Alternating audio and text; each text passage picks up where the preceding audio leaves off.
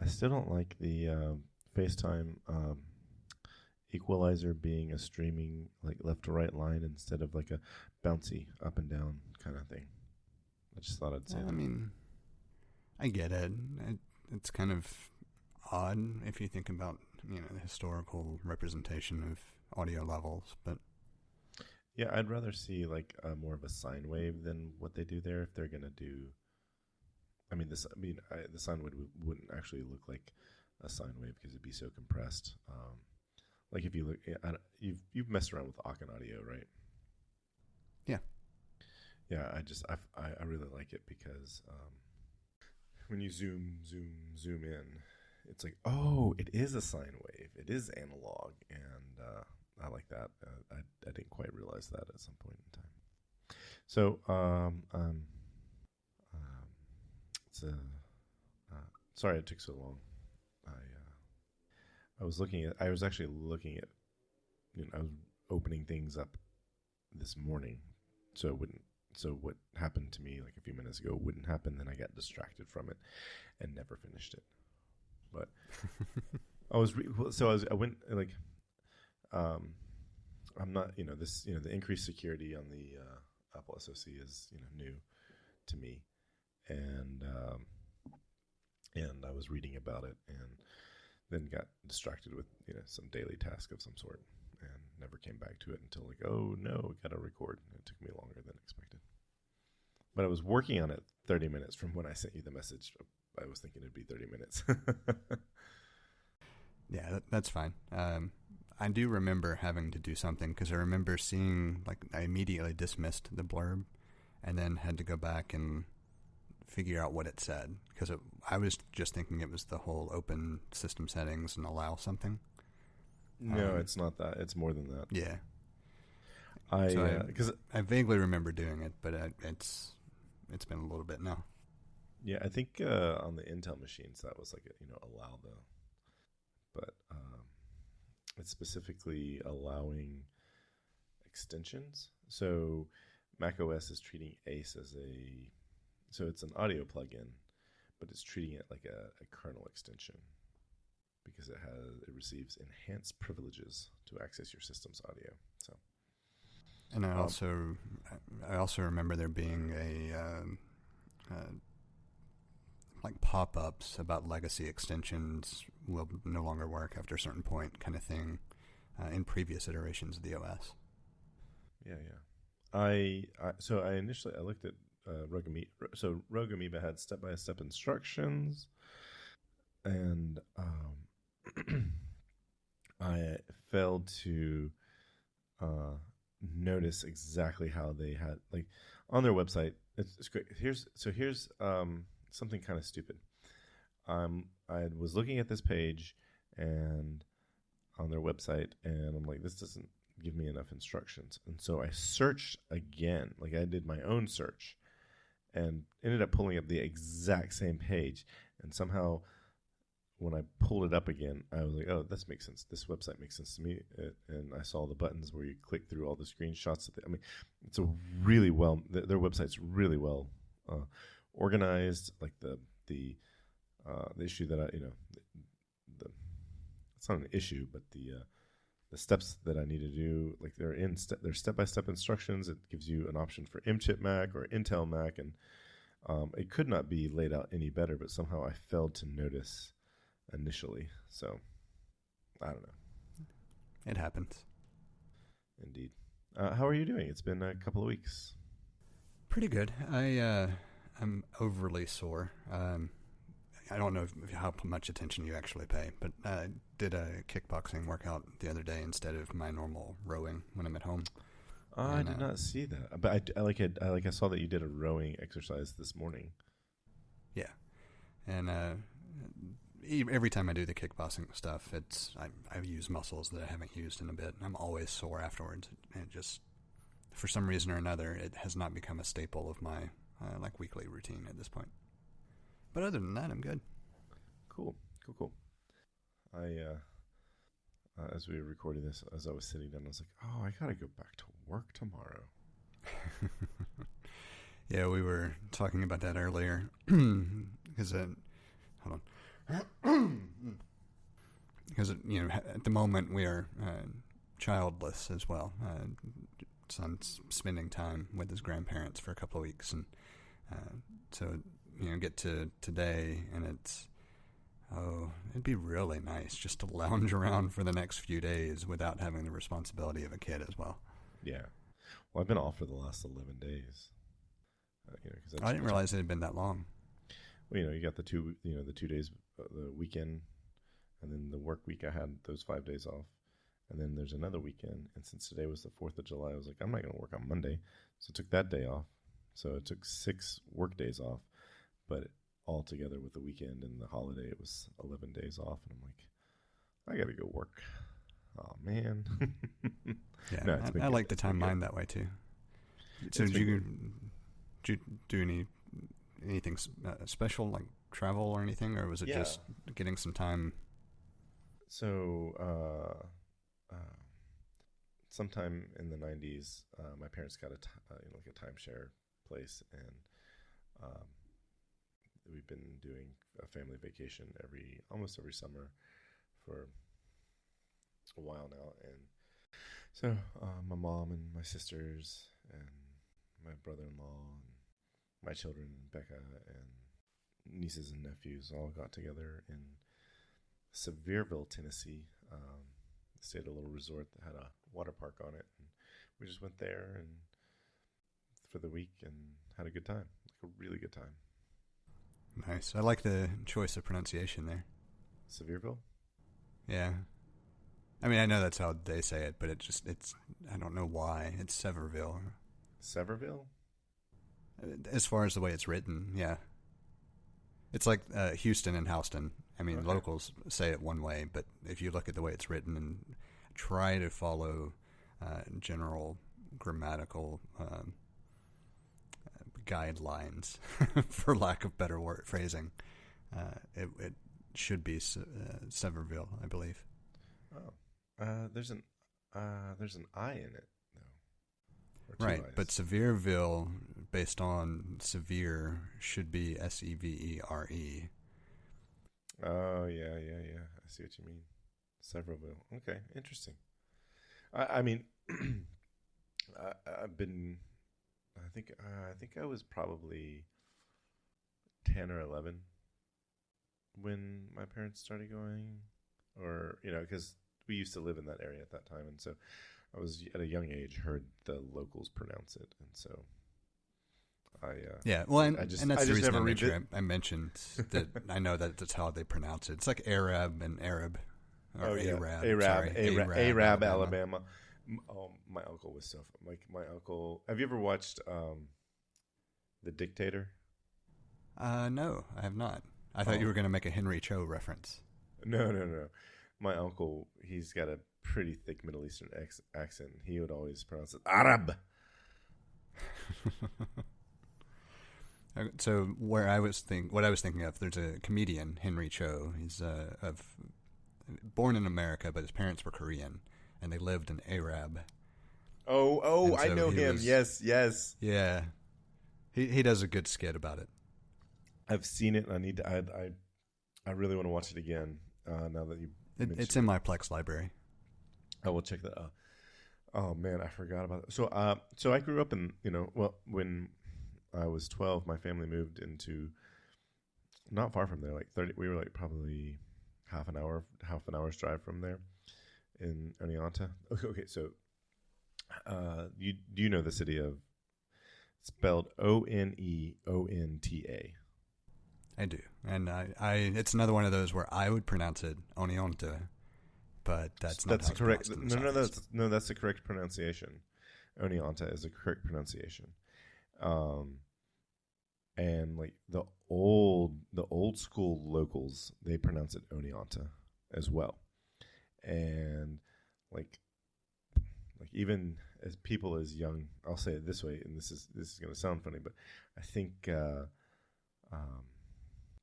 several generations now would pronounce it Oneonta. Like even locals, like younger, and when I say younger, not that much younger, but boomers in the 90s and that age, so they would have been in their, our age now. I heard them pronouncing it Anianta, but the old timers, the old timer locals, they would pronounce it Oneonta. And in New York, there's one city of the same name, and everyone I've heard refer to it said Oneonta, because like I made a couple comments about how my family was from Oneonta, and they're like, oh, you mean upstate? And I'm like, no, there's one in Alabama. That's the one where they are. It is I don't know what indigenous group the name comes from. I would have assumed Cherokee if there was just the one in Alabama, but because there's the one in New York, I don't know. And but it means end of the trail, and in my head I think maybe it's the same trail, from New York to Alabama. I mean, it could very well be, I suppose. I kind of doubt it now that I think about it for the first time in my life, but I like to think that maybe. I was trying to remember. I think the Cherokee and the Creek were fairly dominant in the Southeast. Yes, for sure. And And I think the Apache Native Americans had some territory, but I don't remember if that was more toward the west or more toward the northeast. I was thinking the Apache were out west. Well, that was certainly where they were stronger, but I seem to recall a map that called out. Okay. Yeah. I see what you're saying. Almost like there was some slight expansion or starting to expand at one point. I don't know. I need to brush up on my the old maps that I saw. I need to figure out what book that was in and take a look at it again. As I know, as far as family goes, it's 3 or 4 generations back that one of the grandparents on my mom's side, I don't remember if it was her great grandparents or an extra generation back, but that lineage was full-blooded Native American. Oh wow! And if I remember correctly, it was Creek Indian or Creek. I hate saying Creek Indian or Creek Tribe. Creek Tribe probably sounds better though.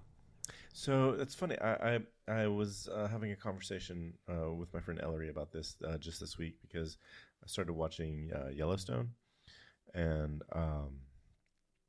we were talking about this. And when I was in college, I had a history professor, and because I asked this question. This was I took this class when I was at SUNY Purchase, and she said. Just distinguishing, this was a teacher that was not from the South, and the university was not in the South. I'm not sure that it makes a difference, because we have educated people down here with our electricity and running water. She said, if you know the name of the nation, because she was even hesitant to say tribe, because it's like tribe has a specific meaning, and it rarely captures what we're trying to mean with that. So she didn't say tribe on purpose. She said, if you know the name of the people or the nation, use that name. So if you know it's Creek or Cherokee or Algonquin or Apache, just use the name that you know. These are the Apache people, or these, And I thought that was interesting. Specifically, I know specifically, South Alabama, there is a Magnolia Creek, which is a specific group of Creek people. Because I've been trying to eradicate the use of the word Indian from my language, because unless I'm specifically talking about somebody from the Asian subcontinent of India, because it's highly confusing. And that's why I always hate to reference it that way too. But it's so ingrained because we spent so many years learning. So way. I don't think anyone would object to Native Americans, but I think indigenous people is more acceptable. Is better. I think I understand the accuracy of those specific words: Native Americans versus indigenous people. I at one point wanted to call them North Americans. I mean, you could, I suppose, but that seems... But, North American would also include the Aztecs and the Mayans and a whole bunch of other folks that I don't know that are, further south. It would include everybody north of Panama. And you've got a significant number of just different people in general that encompasses at this point, because you would have to... You wouldn't be able to say North Americans and mean... the non-European invaders either, you'd have to lump them into that. Yeah. So Native North Americans, I don't know. I like yeah, it's interesting. I like indigenous people. That works for me. If I don't, if I know the people, then I'll use their nation name. And I just want to be respectful. And it's like you can imagine, or not. You don't have to imagine. I know there's a point in time where you've heard somebody malign the politically correct focus that our society is trying to take. With much growing pains. But I'm like, it's like manners. I remember thinking at one point in my life that manners was a way of showing your superiority to someone, and I'm not sure where that comes from. And I know I'm not the only one that thought that. But then I watched this little movie called Blast from the Past, and I know I mentioned it recently, and I probably mentioned it for this specific reason. I just don't recall at the moment. But the main character was like, Adam, he said that manners are our way of showing people respect, and I love that. And I think being politically correct is our way of showing people that we care and that that they matter to us, and that we want to show them respect. It's interesting. I didn't think about it the first time that it was mentioned, but there's a line that comes up fairly often in a number of British,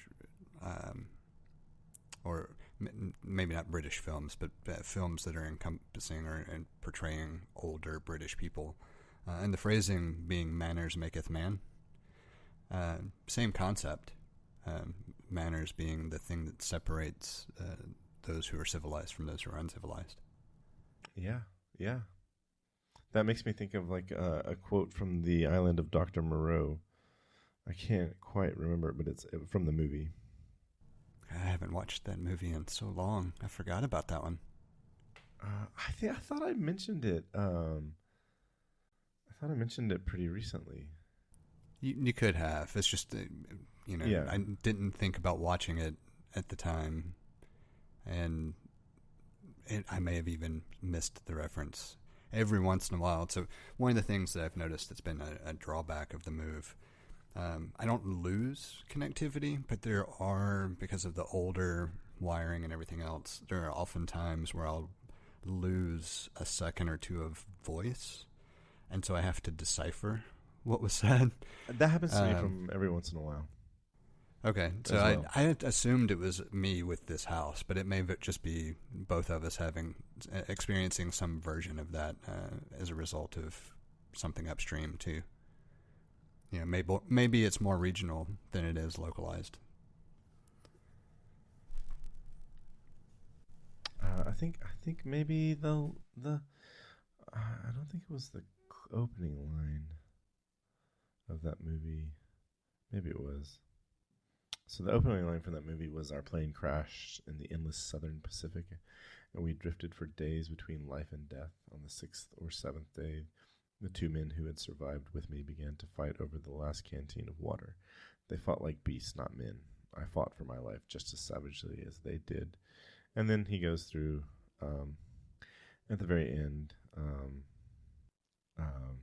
he says, "I keep the memory far in the back of my mind, a distant cloud, but there are times when the little cloud spreads until it obscures the sky. At those times I look about me at my fellow men and am reminded of some likeness to the beast people, and I feel as though the animal is surging up in them, and they are neither wholly animal nor wholly man, but an unstable combination of both, as unstable as anything Moreau created."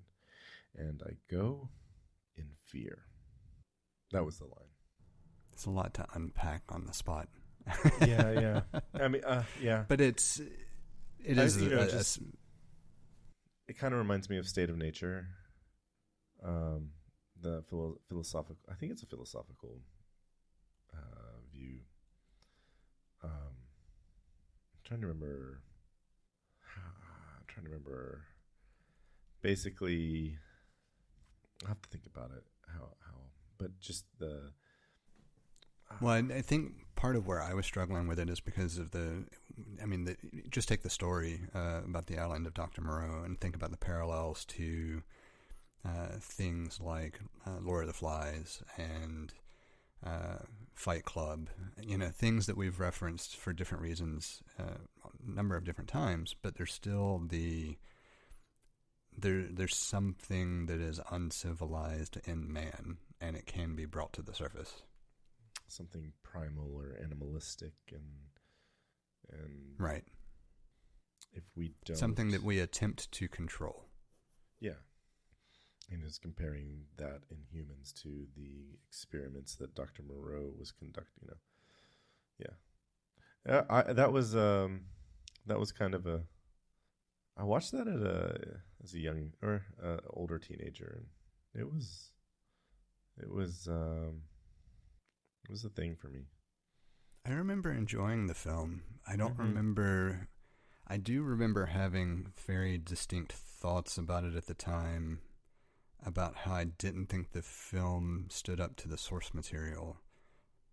But I think it's because I had relatively recently read the source material. Oh, yeah.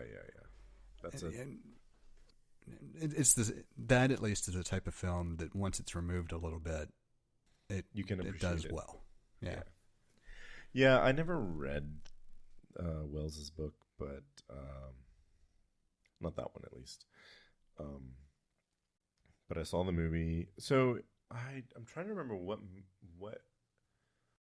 I don't remember what movie I had on VHS that was a purchase. But it had the trailer for The Island of Dr. Moreau and the trailer for The Long Kiss Goodnight. I'm trying to remember what other trailers, but I went and rented every movie that I saw a trailer for that was on there because they all looked so good. And the two that I remember were The Island of Dr. Moreau and The Long Kiss Goodnight. Both definitely excellent films. Yeah. I really enjoyed your editing for the last two shows. I like how I appreciate what you did there. I still haven't finished the most recent episode, the one that dropped yesterday, but I had them play back to back, and I had to look at the timestamp to see exactly how you edited it, and I was like, oh, I really appreciate the editing. The teaser after the show closing, and then it actually lined up perfectly with the beginning of the next show. Thank you. Yeah, well done. I don't know if this is going to be in the show, but I could go into follow-up from here. Yeah, we can. I figured that so far the conversation actually lends well enough into some of the thoughts that I had anyway for the show. I thought, okay. And I don't think that piece is going to be all that long on its own, so I think it works well. Cool. So when I was listening to the show, listening to your beautiful edits, I was just thinking about how I was like, I know exactly what I mean to say when I'm not trying to say it.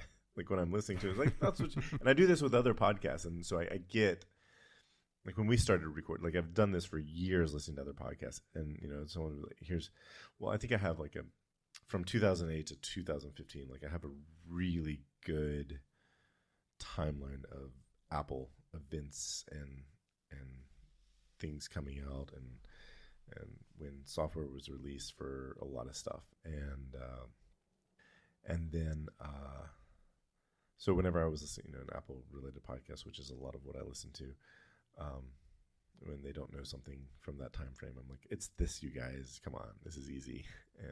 But when I'm when I was thinking about when I was listening to the show, when I started talking about David Koresh, I couldn't remember the name of their cult, and I knew exactly, like, as soon as I mentioned it, and before I even realized I didn't remember the name of I knew it was Branch Davidians. That was his Koresh's cult, and it's funny because his name is David, and when I was thinking about it, I was like, is it Davidians as in divide, or is it Davidians as in David? And it is David, because David Koresh wasn't even born David Koresh. He was born Vernon Wayne Howell. It seems like I knew that, but I did not remember Vernon. I did not know that. His name is Robert Paulson. Huh. Oh, do you know that? That was a reference. No, actually I don't. It was from Fight Club. Oh, I should know that. Yeah, so... Now that you say it, yes, I can remember, yeah. Sometimes that gets stuck in my head. His name is Robert Paulson. His name is Robert Paulson. But David Koresh was actually born Vernon Wayne Howell. Ironically, he was 33 when he died. It's not really the name you expect for a cult leader. Vernon. But it is kind of the name that you expect for an origin story for a cult leader. That's fair. So just a little more follow-up. It was Branch Davidians were a group of Davidian Seventh-day Adventist. So that's it's a split from a split from a split. I guess there's a Davidian Seventh-day Adventists, and then there's the Branch Davidians. And I was thinking maybe it had something to do with David in the Bible, but no, it's a prophecy from a guy named David Thibodeau, who wrote a.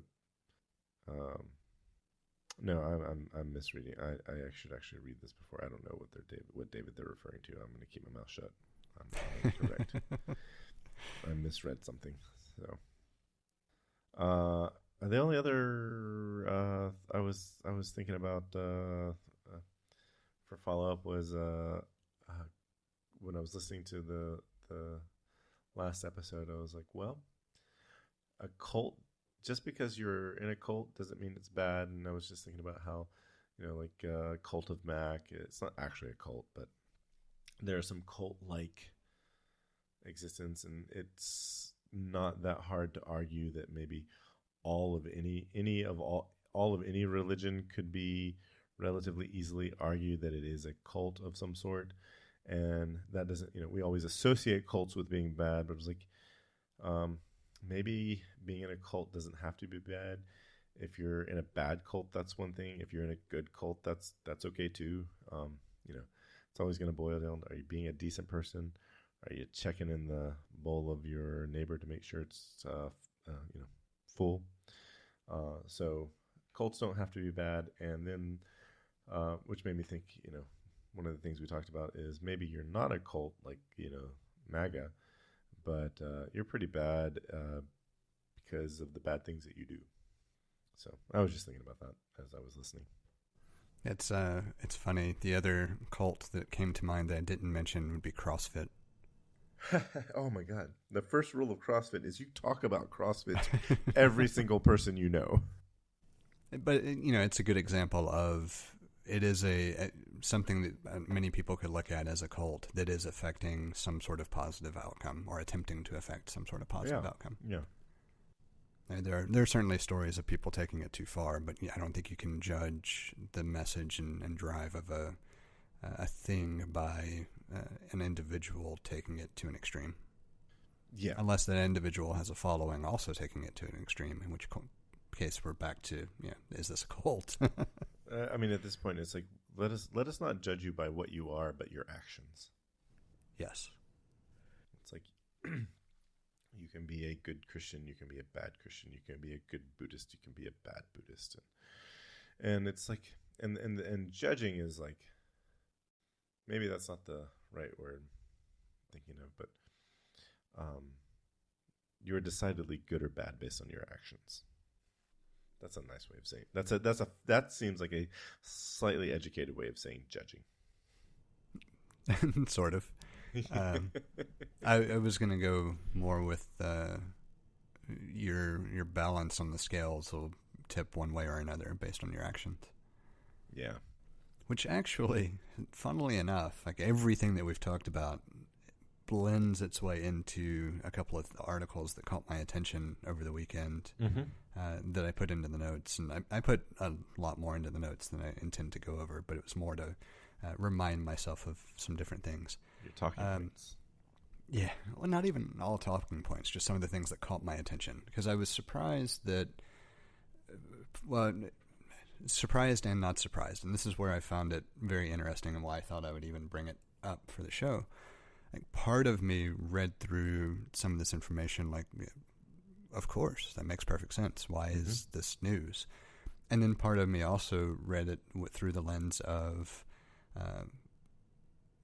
the other side of it. Like, well, it's actually more surprising than I would have thought because of the specific reasoning behind what it is. And so the headline that caught my attention, or the particular article that caught my attention, was actually in Cosmopolitan, and it's only because it came up via Apple News. Nice. I don't normally see articles from them otherwise, but the article's title was, quote, "Why So Many Young People Are Cutting Off Their Parents." And then just taking the article title, I did a search on that, and there were so many different articles with variations of the same theme. Another one from Newsweek was "Why Adult Children Are Cutting Off Their Parents More Than Ever." One from the BBC was "Family Estrangement, Why Adults Are Cutting Off Their Parents." You can see maybe a little bit of a theme building here.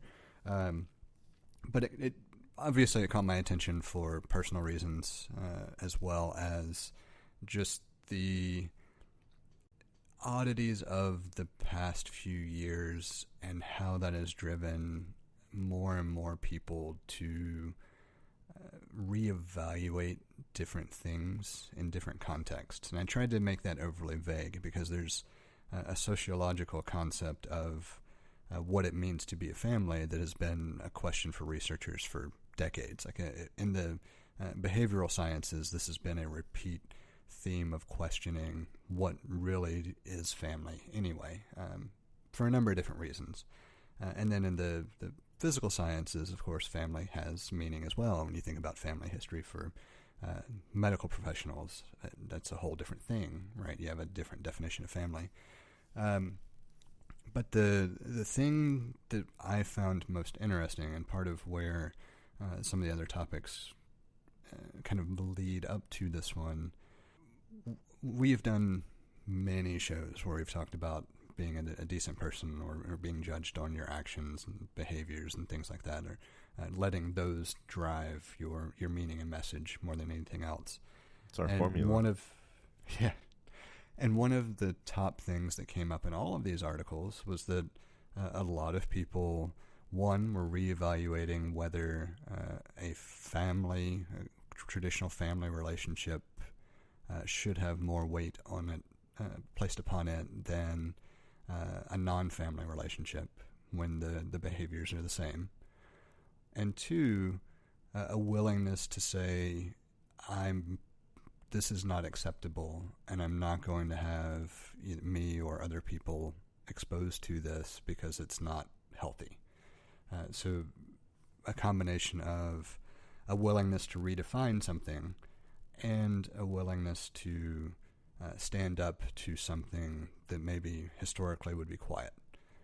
And the historically quiet part is pretty easy to see, right? It's ingrained in our culture and many other cultures, and some even more so than what we would say as Americans. Oh, definitely. But, I would expect you have much stronger feelings about relationships that could not be severed as far as family members, as opposed to relationships that I would say could or could not be severed, just based on cultural background. And that kind of sets the stage for what made this interesting to me. But I also don't know that I have a lot more to say about it, just depending on where we go with the conversation. Well, I like that first point that you had in here. Family estrangement flies in the face of what most of us are taught as children, that family is forever and bonds of blood cannot be replicated. And because we often hear and I feel like I've mentioned this on the show before, but there's the old phrase, blood is thicker than water, and I almost put this in the notes because I specifically remember calling this out once before too. There's a song that Garth Brooks performs. Yes. Blood is thicker than water, but love is thicker than blood. So I remember talking about this probably in 2020, and because I remember it was going around social media about, I don't know if this is true or not. I haven't, no fact checking here. But the actual quote, "Blood is thicker than water," was the full quote is, "The blood of the covenant is thicker than the water of the womb," and that is, I find that to be far more truthful, because you do choose your friends, and you do, even though the bonds of blood cannot be replicated, they are a, I don't want to say forced, but they are a default. Whereas when you choose your friend, you can choose to create a friend. You can choose to stop being, stop in the friendship, or allow it to wane to to the level of acquaintance, or wherever, whatever. But it is, I find that the bonds of friendship are far more powerful than the bonds of family. And when people say, "No, we have a very strong, close family," it might be because you have the bonds of friendship, and not necessarily the bonds of, necessarily the familial bonds. I think that can sometimes be mistaken. It's interesting. So if indeed the quote is correct, it does make more sense. Mm-hmm.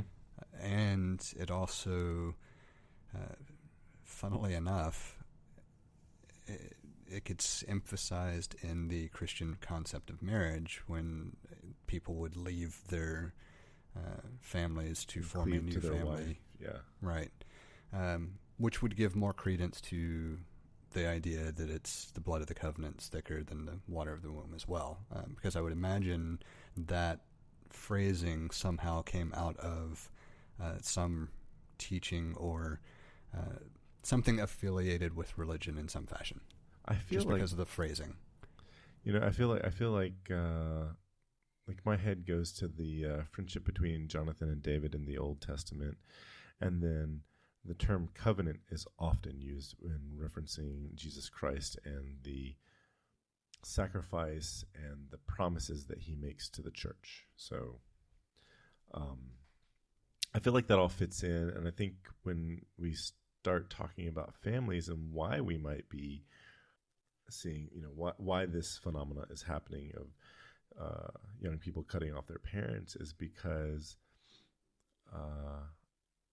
our generation and the next generation are learning to set boundaries and learning to avoid toxic people, should you have a family member that is toxic.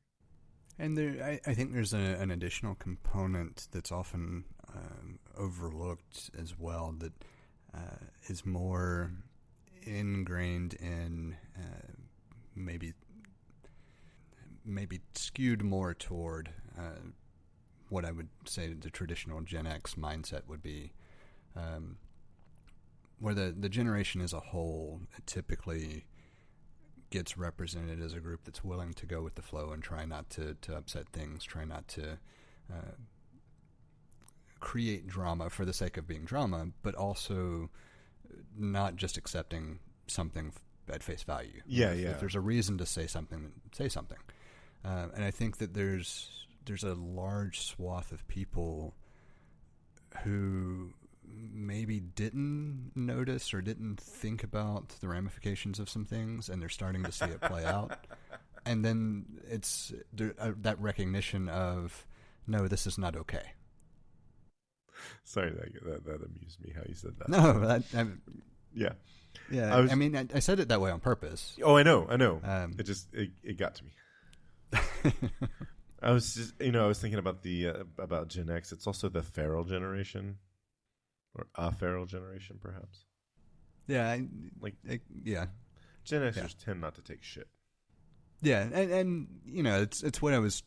The big thing there is that they're willing to overlook a lot of stuff to not have to respond, because it takes energy to respond. And so if I can just get a little bit further and you don't cross the line, yeah, I was okay, there's a line. There's a line in the sand. Yeah. But that's been on my mind quite a bit, because I feel like the older group of people, because the reason this came to mind, these articles talk about predominantly, I think, millennials and Gen Z, so skewing toward the younger generations at this point. But and part of what made me kind of think about this other aspect to it is there are just a lot of people who have said enough's enough. You've crossed a line, and I'm done. And a willingness to just say, I'm done. Whereas, like these articles talk about, I think a lot of the younger side of things, or younger people, like they reference, are responding more to the establishment of boundaries and not the, all right, you crossed a line. That's it. We've got to fix this kind of thing. And I know those sound very similar, but I feel like they're just different enough to make mention of why I think some older adults are doing this versus what seems to be a more cohesive set of reasons around younger adults. Yeah, I mean, it's difficult to follow that, I know. So maybe the next piece of it would be just to kind of take a step back from the topic as a whole, and well, not as a whole, but the other piece of it that I kind of referenced and glossed over. I mentioned that in sociology, the concept of family has been attempting to be defined and redefined multiple times. It's a difficult thing when you're talking about what influences behavior, given genetic influences, non-genetic influences, etc. Trying to take into account, foster families as opposed to biological families and everything else. There's a reason family as a concept has been difficult to define, or difficult to define for the sake of science and research, maybe is a good way to put it. But one thing that I did think was funny or interesting were a couple of the additional definitions that help illustrate why this is a difficult concept to define even outside of the sciences. So just looking up family in the dictionary, one of the definitions included a group of people united by certain convictions or a common affiliation. So no reference at all to blood relation or anything else. And it does give the example of fellowship, which obviously I immediately went to Fellowship of the Ring mentally. And so I had to bring that in. And then the other one was talking about how organized crime used the reference of family to denote a specific organization. And the example, of course, talks about the mafia. And so in everything that we do, family has a somewhat fluid dynamic to it as well. You could say biological family, and you get an idea of what that means. But if you drop any kind of description when you say family, the reaction or the interpretation is going to differ based on the individual's life experiences. Or maybe in some cases, the region overwhelms that because of a general societal pressure on what family means. Like in the Southeast, you expect most people to think of man, woman, kids, even though that's not the only definition of family. Yeah. It reminded me of a friend of mine who went to work somewhere, and I think during the interview process, toward some point like that, there was this whole thing where he was really pleased that they didn't say oh, we're like a family here. Like there was no mention of like the work environment be like a family. It was like great because I don't want more people in my life mistreating me and then expecting me to take it because that's what a lot of families do. I was amused by that. So yeah, it and because that's sometimes how you could define a family. Yeah, very much so. And I mean, realistically, so I probably ought to go back and pull a couple of the quotes out that I had made mention of, because they did talk about things like that as well. I know I'll include links to the different articles in the notes anyway, so people could always pull it up. But generally speaking, all of the articles referenced a handful of things that were very specific, broad categories for why there would be some level of estrangement between parents and their children. And the most common was toxic behavior. Yeah. The second most common was a difference of values. And those two things alone really got tested over the past few years. So, and that goes back to where I was saying some of this was like, yeah, this makes perfect sense. Why is this news? And it's because those top two things we've seen play out over and over again, and not necessarily at the family level, but within society, in very sharp contrast and very publicly over the past 3 years, 4 years. Yeah. Oh, yeah. Well, technically longer, but the past Since 3 to 4 have certainly years. been. Yeah, the past 3 to 4 have certainly been really taxing. Even beyond that, though. And then the other things that were called out were lack of support, some level of abuse, which would be fairly reasonable. I couldn't think of the word. I kept wanting to say fairly common, but that wasn't the word I was coming up with. It's not unexpected.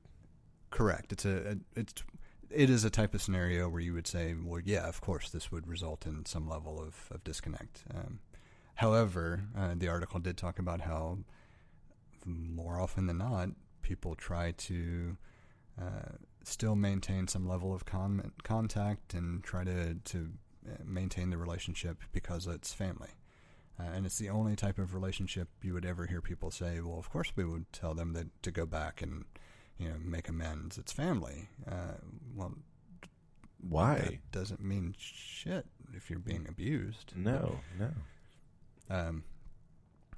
And then failure to empathize and changing times in general rounded out the broad categories.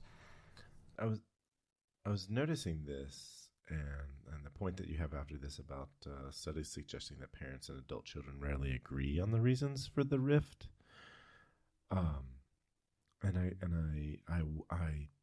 It lists some things that children report, like you said, toxic behavior, lack of empathy, refusing to respect boundaries. But then I wonder, what are the I can see from that perspective, and then I'm wondering, what are the parents saying? What are these parents saying is the reason for the rift, rather than like selfishness or something? I don't. Yeah, I don't remember seeing a good explainer from that in any of the articles. I do know one of them had some level of discussion about a parent, but I think it was a one-liner. It was just a real minimal reference, but not from anything specific other than me kind of trying to draw inference from general behavioral sciences and as a whole. But I would expect, based on the way I read a lot of these example scenarios, the kids describing the young adults describing their issues and why they made the choices they made, a lot of it I would think would be described from the parental side as rebelliousness, or like if you think about it in a company setting, insubordination, but in a parental setting, a lack of respect, or as being what's perceived, or a lack of respect of the authority, maybe is a better way to put it, because I wouldn't necessarily say a lack of respect, but a lack of willingness to respect authority over another individual's choices. I don't even think that's okay to say it that way, because it's I feel it feels more even along the lines of they just won't do what I tell them to. I don't know. That's not respect. And it's not obedience. It's and that's what I was trying to figure out how to describe, because we're thinking of the same. Yeah, unwillingness to be controlled. Yeah, I think that's a good way to put it. But I think the way that the parent would describe it would be a lack of respect for authority. Because remember, we're talking about how the parent interprets it differently than what the child. I keep wanting to say child just to make it easy for the reference, but what the sons and daughters, right? Offspring. Yeah, I like offspring anyway, okay. So we'll use offspring. I love the offspring. Spawn is another good word. I like using spawn just to have fun. That's pretty. But cool. For a white guy. Sorry. But I think the adult children would definitively describe it as I had no interest or refused to be controlled or manipulated, and I think the parents, the older adult parents, would describe that as a lack of obedience or a lack of respect for authority. Yeah. Or maybe they would just drop it to a lack of respect. Which that argument doesn't hold water anyway. Right, but it's, because respect is a two-way street. But it's also the kind of thing that I know I have heard repeatedly in older parents, older than... I'm referencing like parents, my parents' age and older, talking about things in such a way where, like, I would be expected to agree for the sake of, obviously, they're right and I'm wrong because they're older and know more, kind of thing. Which, no, doesn't work that way, one. But two, it's not even rooted in anything that has been taught. It's I'm older than you, do what I say, as an argument, and that just doesn't work. Age does not create a default for authority. Right, and in this case, they're attempting to use age plus bloodline. Yeah. You owe me this. And like, well, no, you have to earn it. And if you're being toxic, or you're saying incorrect things, untrue things, hurtful things, prejudice things, you do the opposite of earn it. You lose the respect. And but see, here's where it takes another turn. Respect is, most of the people in the Southeast, though, then default to quote unquote honor thy father and mother. Be honorable and you'll get honored. Same thing with respect. Be respectful and you'll be respected. Yeah. I love to bring this one in just because it's so misguided and misunderstood. The idea is pretty simple. The idea is that you have some level of love and affection for your parents, and you attempt to not drag them through the mud, for lack of better phrasing. You if you have issue, you deal with it privately. You don't make it a public ordeal. That's the idea.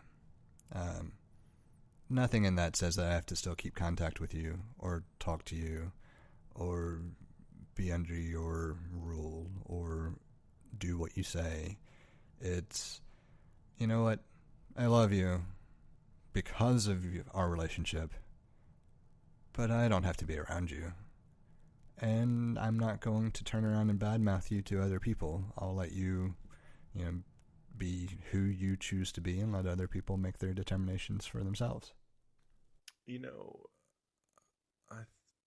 The first part of that, I was thinking about how if you don't want, and maybe let me make sure I'm saying this right, but the first part of what you were saying was that like certain sorts of what's the word I'm looking for? So the first reference I made was how a lot of traditional Southern people try to use this as a basis for saying you have to respect and adhere to some level of do what I say. Yeah, well, I was thinking maybe past that it was about private, speaking privately or... So not necessarily creating public drama is really kind of how this has been interpreted. I hate to use it that way. I don't think that quite gets the idea across. The idea is that instead of you disparaging your parents in a public arena, you consult with them within the confines of the home, assuming it's safe, or within some private setting. Like you're not just standing up in an auditorium and lashing out at parents for lack of a better visual. Yeah, when did we ever get that opportunity? Yeah. Yeah, I think, the thought I had, and it may not be, I'm thinking maybe it's not quite applicable, but I'll go ahead and say it. And it's just that, and I've said this about lies, I've told my children this. I was like, if you don't want to get caught in a lie, and where this is applicable to what you're, this topic, it's like, if you don't want people to talk bad about you publicly, don't do the thing that you don't want them to talk about. It's like, same thing like with like lies. If you don't want to get caught in a lie or have to tell a lie, don't do a thing that would lead you to tell the lie. Yeah, so it's interesting because I agree in general. I think that's the way that we attempt to do things. Where I think this other mindset comes in is if you think about like our parents' generation and how there's a lack of willingness to acknowledge how certain things are racist. Instead of like standing up and yelling in front of everybody, "Oh my God, how could you? That's racist." The idea would be just, calmly and politely, look, this is a racist statement and this is why. Bringing it to the attention without the drama and without the public forum, assuming positive intent. Bring in an Apple phrase. Yep. Until proven wrong. And that's the piece that I think a lot of people miss, is that if you're going to continue to be a bad person, you're a bad person. And I can absolutely call you out on it. The whole point of honoring you is to attempt to help you and not disparage you. But if you earn that disparagement, that's on you. If you continue to ignore how certain things are negative or certain things are wrong or hypocritical and continue to engage in those behaviors, I don't have to call you out. Plenty of other people will. Yeah. Well, I guess that's assuming you even surround yourself with other people. I guess you can make that argument as well. I was thinking that, but as soon as you get into a place where people are not accepting of that, they'll call you out too. It won't take long. Yeah. I think the only difference is if you're in an echo chamber social group. We've talked about it from the standpoint of you tend to seek news sources and all that reaffirm your thoughts and beliefs. We do it with relationships too. Absolutely. And that's something that we probably could have emphasized in one of those other shows alongside the news sources and other more public forums. But if everybody you surround yourself with says the same thing you do, you don't have a very diverse group of friends. And if you have one group of friends, or even you can say half of your group of friends that only oppose you on one thing, that's still not that diverse. That doesn't make sense. Point being is like it's diversity. Having one difference isn't really that much diversity. Yeah, so it's funny you say it doesn't make sense. I just think it doesn't flow. Like it makes sense. It takes a minute to think through the ramifications of how you stated it.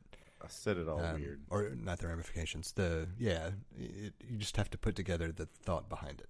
I apologize, listeners, for the for the. I think it's perfectly valid to make people think a little bit. The mental workout.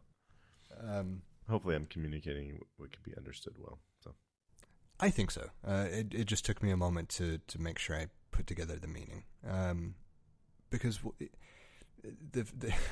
I think it's funny actually how there are so many things that we agree on, at least in principle or concept.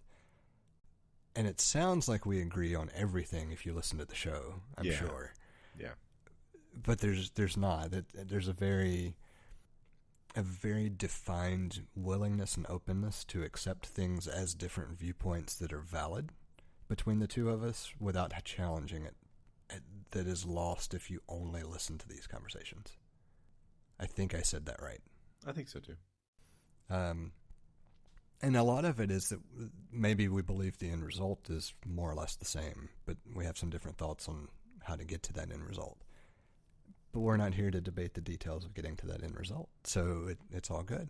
Yeah, I was going to say the other part is it's like if you ask 10 people how to do a thing, you get 10 different answers. It's like they might all lead you to the same conclusion, but the method or the reasoning, they're going to be different. And and all of it just kind of, the reason that this came to mind to emphasize now is because just in case it wasn't clear, like for me personally, there is some level of estrangement with my parents at the moment.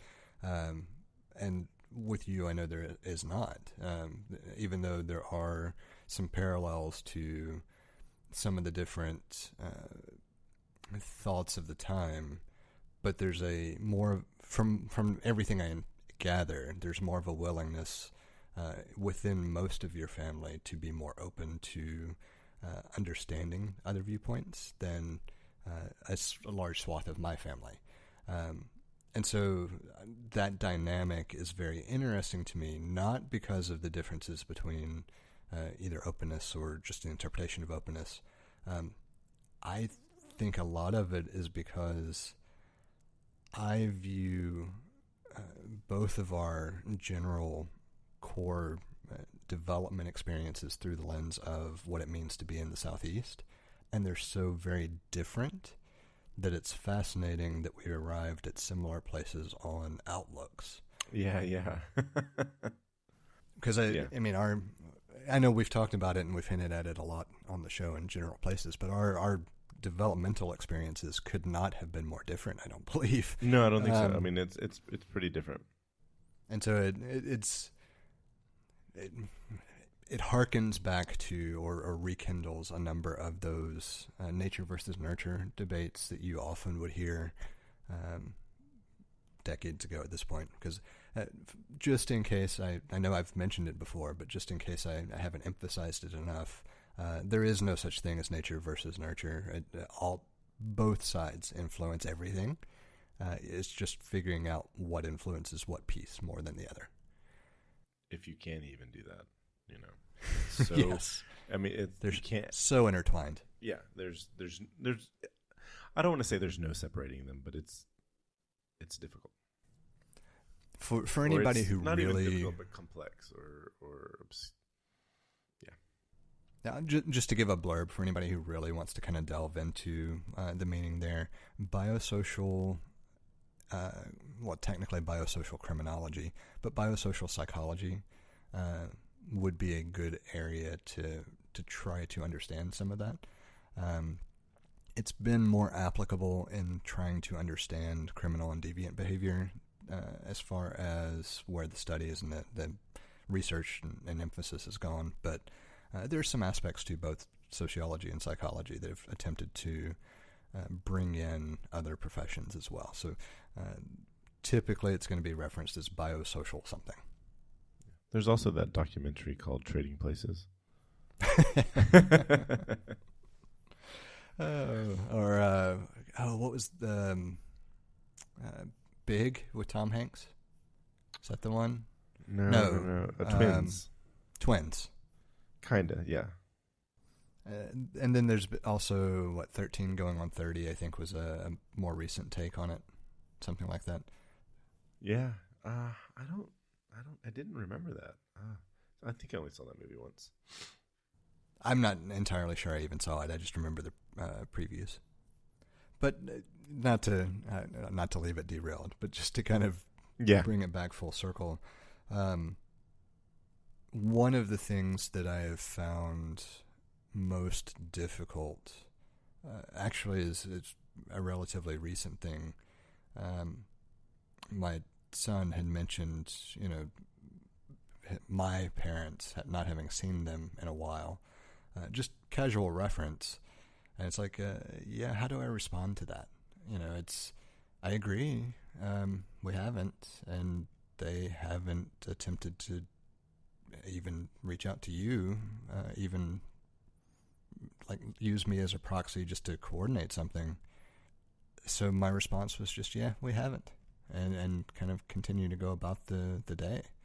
And it didn't come back up, but those are the things that makes me wonder how it's going to play out in the long run.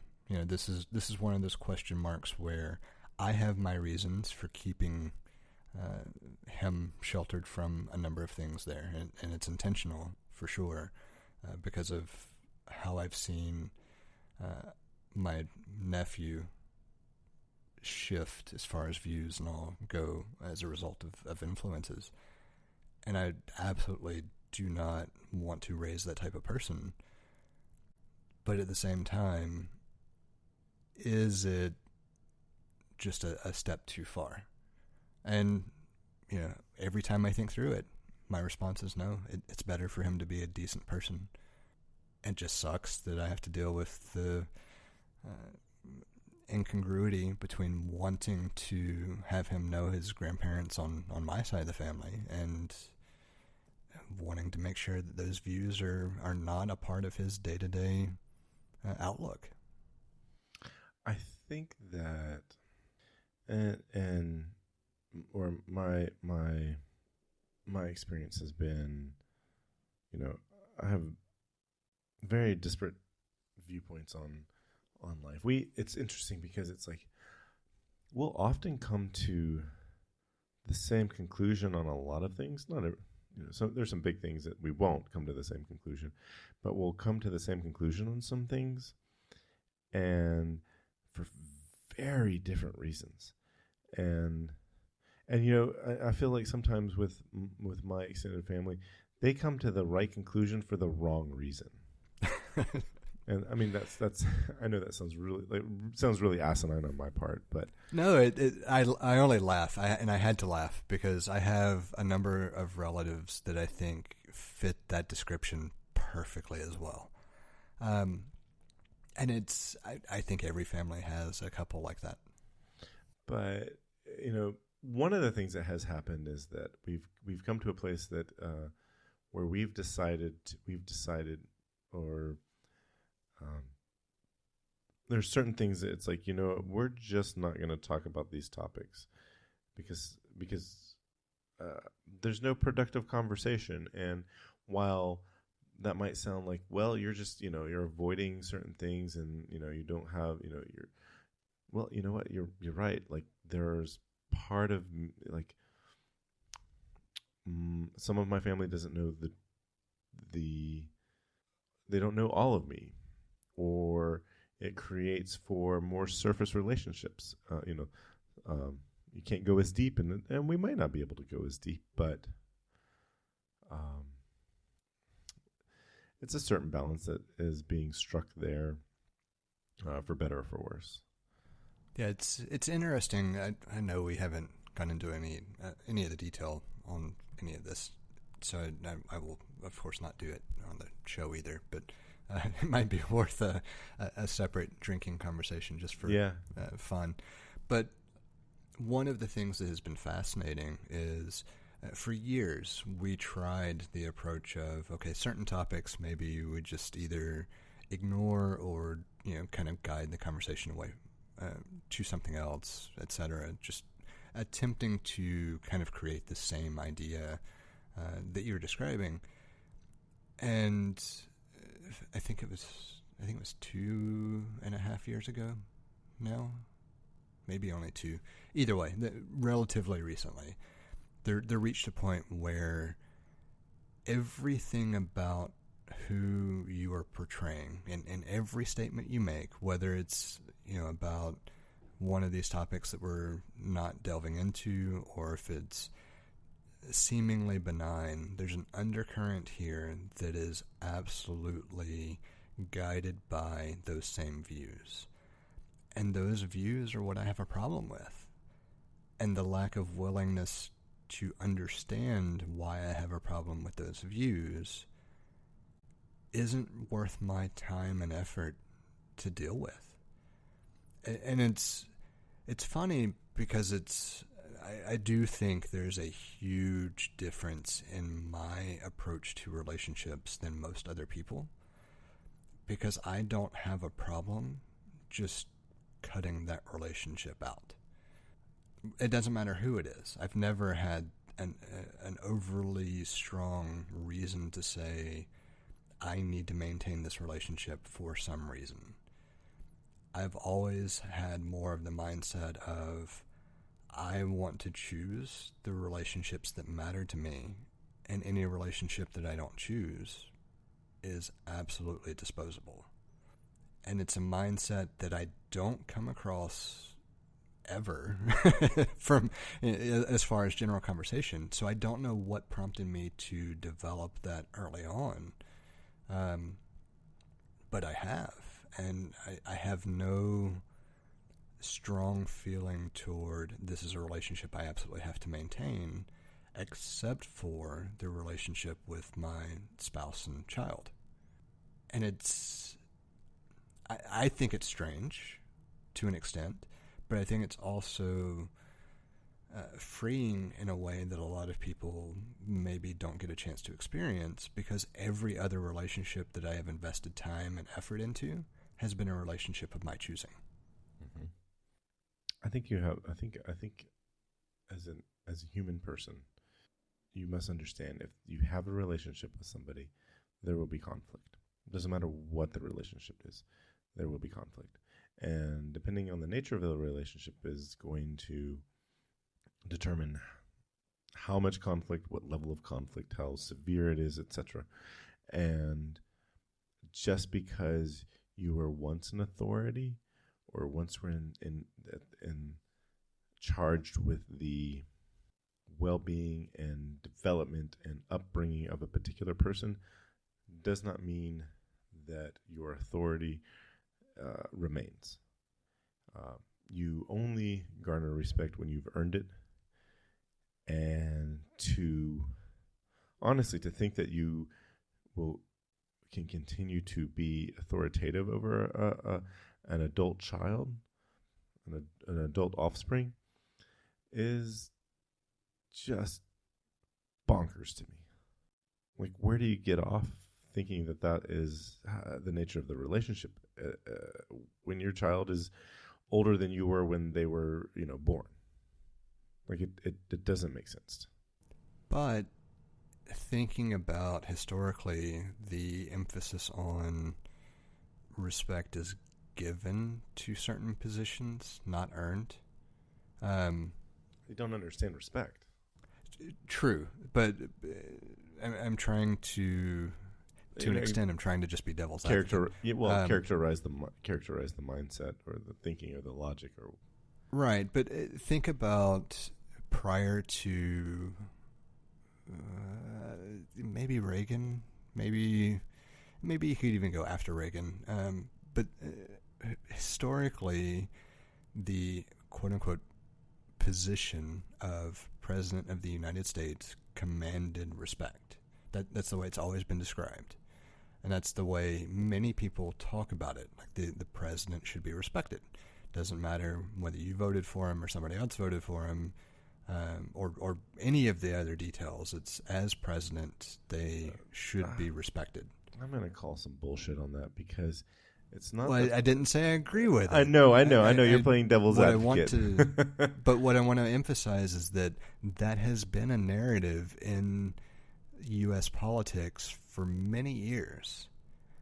And it's only relatively recently started to not be the narrative, where people would disparage the candidate they did not choose to support. And that's why I was saying maybe you would draw the line at Reagan, maybe you would go past Reagan, but it's less likely today that the losing side would say anything positive about the person they did not vote for holding the position of president. Whereas it was less likely to hear someone just publicly denounce a president prior to relatively recent history. Yeah, see, I think the thing here is that there is a certain level of respect that the position holds. And see, I disagree, but go ahead. But that's more along the lines of if you are going to disparage a person in that position, there's a certain decorum in which you can disparage them and maintain an appropriate level of respect for the position. But see, isn't that the same thing that we're saying, is that there's no such thing as an appropriate level of respect unless it's been earned in the first place? Not necessarily, because if you were to we can just you can make a disparaging remark about the president of the United States and continue to call him Mr. President or address him as the position but it might end right there. It's like Okay, so the way I would change that then is there's a certain decorum and politeness in communication about a person holding that position. Yeah. But it's not respect. Right. I think and that's the big thing. Well, I think I guess I was arguing that this certain decorum in which you would pass your you would make your disparaging remarks, and that shows respect for the position, but not necessarily for the I don't know. No, I think that's a good distinction. Because they're like I'm going to disparage you in the appropriate way for the position that you have, but it has nothing to do with any respect you as the person has earned.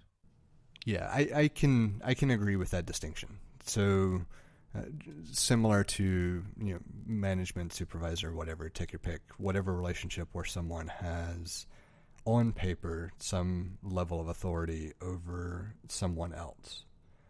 There is a certain amount of deference to a position for the sake of the position, and you can have a different opinion of the person holding the position. So I can make the same distinction with respect for the position of president as opposed to respect for the person holding the position. Yes.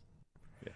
And that ties nicely back to there's a certain level of respect in addressing person who holds the position of a blood-related yes parent.